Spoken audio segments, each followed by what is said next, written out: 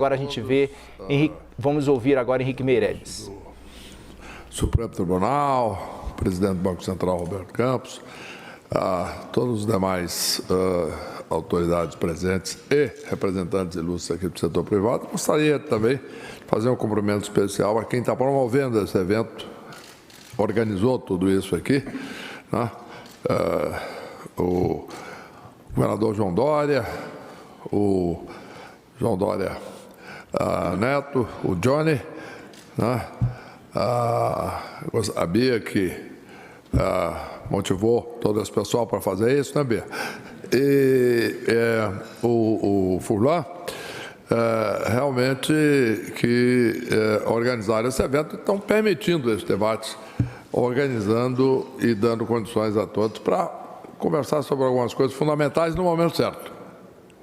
Isto é que é muito importante, né? Temos aqui na mesa um painel extremamente qualificado, né, de economistas, de empresários, governador. Temos aqui, então, condições, representante aqui do sistema financeiro. Então, nós temos aqui condições de ter uma visão de diferentes pontos de vista sobre o que está acontecendo no Brasil. O momento é um momento delicado, né, porque nós temos agora a discussão do orçamento de 2023. Existe uma negociação em andamento entre o vice-presidente eleito, Geraldo Alckmin, e os líderes do Congresso.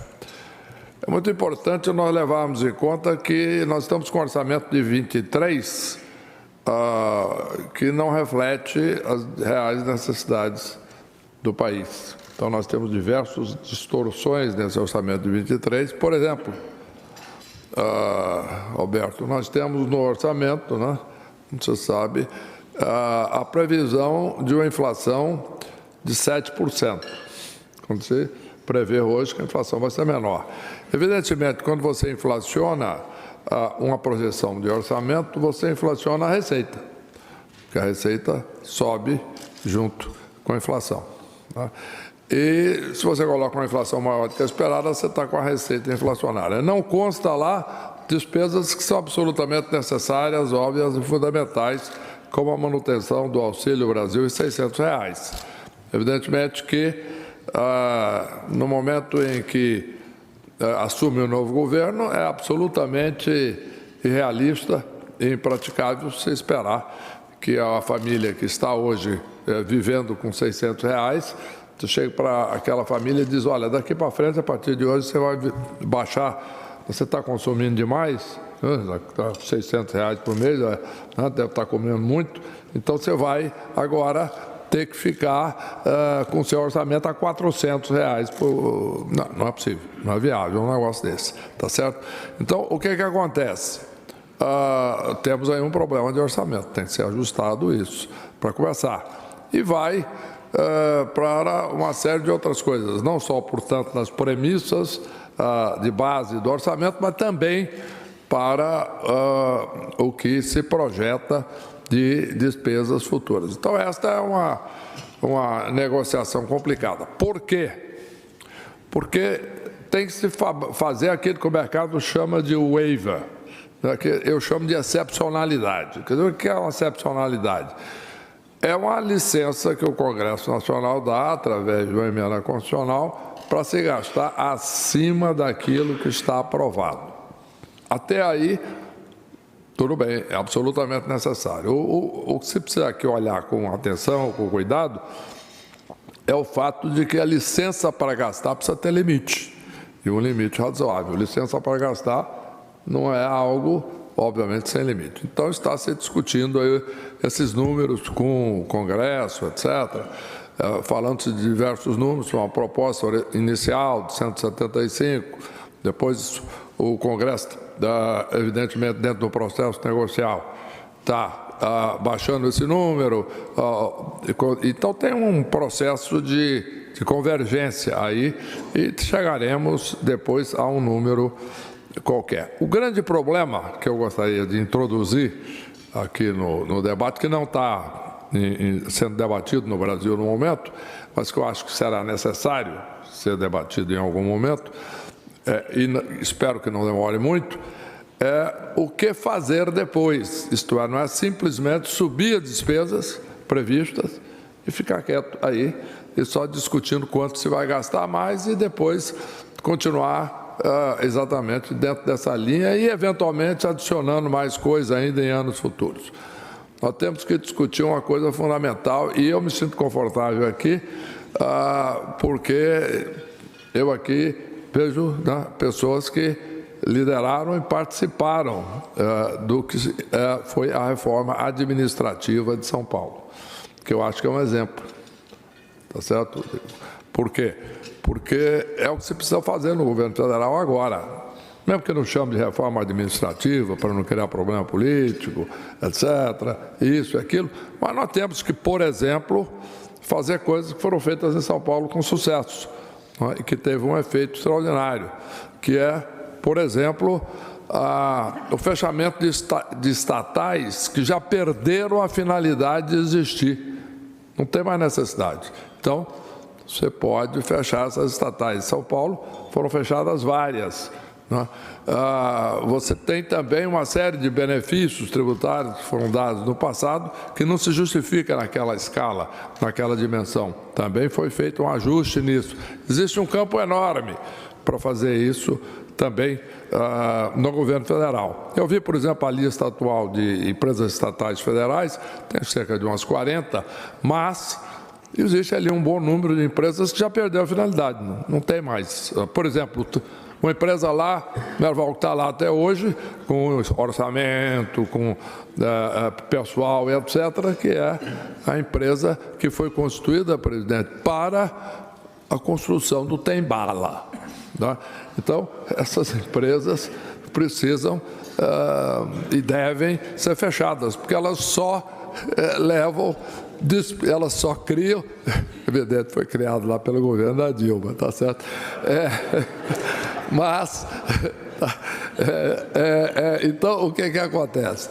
É que o fato, portanto, é que tem um espaço muito grande. Então, isso deverá ser feito necessariamente, porque aumenta-se as despesas, mas tem um espaço grande de corte aí, e diversas coisas, benefícios tributários também, etc. Existe muita coisa que não se justifica mais.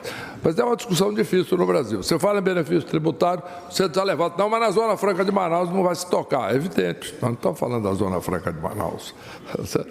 Mas não pode, eu sei, mas o problema não é esse.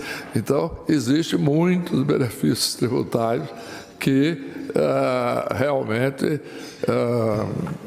precisam ser devidamente olhados e cortados. Em resumo, com isso, nós podemos ter um orçamento para os próximos anos que nos dá condições de crescer de uma forma sustentável, e isso é que é importante, um crescimento sustentável. Nós estamos falando aqui com muita gente que investe na economia e nós sabemos que investimento significa previsibilidade, e previsibilidade é o que realmente nós precisamos conseguir e produzir no Brasil. Com previsibilidade, com crescimento, nós temos aí, para entrar no meu minuto final, nós temos o próximo grande desafio que foi mencionado pelo Roberto, que é o problema da produtividade, que esta é a nossa grande questão. Assegurado o crescimento do país, perfeitamente pelos próximos anos, com estabilidade fiscal, etc., a questão é como crescer mais e melhor. E existem, de fato, reformas muito importantes, que algumas delas já foram feitas, já foram testadas, etc. Vou dar um exemplo só para terminar. Segundo estudos do Banco Mundial, feitas em 2016, a nosso pedido, uma equipe do Banco Mundial passou aí 6 meses em Brasília, estudando isso conjuntamente conosco. Por exemplo, naquela época se gastava 101 dias para se conseguir registrar a abertura de uma empresa no Brasil. Tá certo? E isso é um absurdo. É um dos números mais altos do mundo. Começou a se fazer todo um estudo para como baixar isso. Nós fizemos essa experiência em São Paulo, por exemplo, e hoje se abre uma empresa em São Paulo um dia. Isso é o tipo de coisa que existe um campo enorme para se fazer no Brasil em diversas áreas. É a desburocratização, coisas como essa, é investimento em infraestrutura, é abertura para o capital privado construir obras de infraestrutura que são absolutamente necessárias. Em resumo, existe um campo aí muito relevante, muito importante, que está aberto para os próximos anos. Eu gostaria de deixar aqui realmente essa mensagem de que nós podemos e há muita coisa a fazer para o Brasil crescer mais, crescer melhor. Muito obrigado.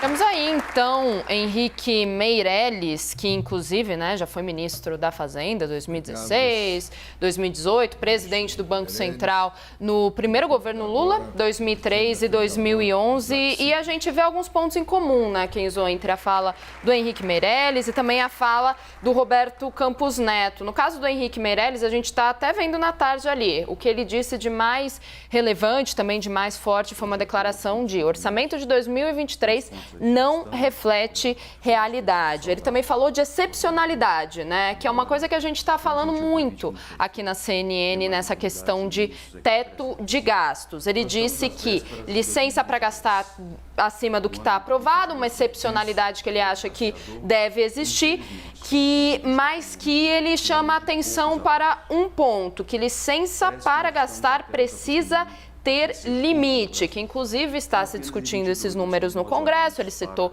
os 175 bilhões de reais aí da PEC da transição. Daqui a pouquinho a gente vai trazer mais informações da apuração do Caio Junqueira aqui na CNN sobre uma negociação que está havendo com a ala mais econômica do grupo de transição para diminuir esse orçamento de 175 bi para 130 bi. Aí a gente extrateto, também, Exato, extrateto, que a gente vai repercutir também com a Basília, isso na questão da ala econômica. Ainda falta passar pela ala política para saber se esse 130 bi extrateto vai ser aprovado. E lembrando que o texto da PEC de transição, o texto todo deve ser apresentado já amanhã, depois do feriado. Muitas falas em comum de ambos, tanto de Henrique Meirelles quanto de Roberto Campos Neto.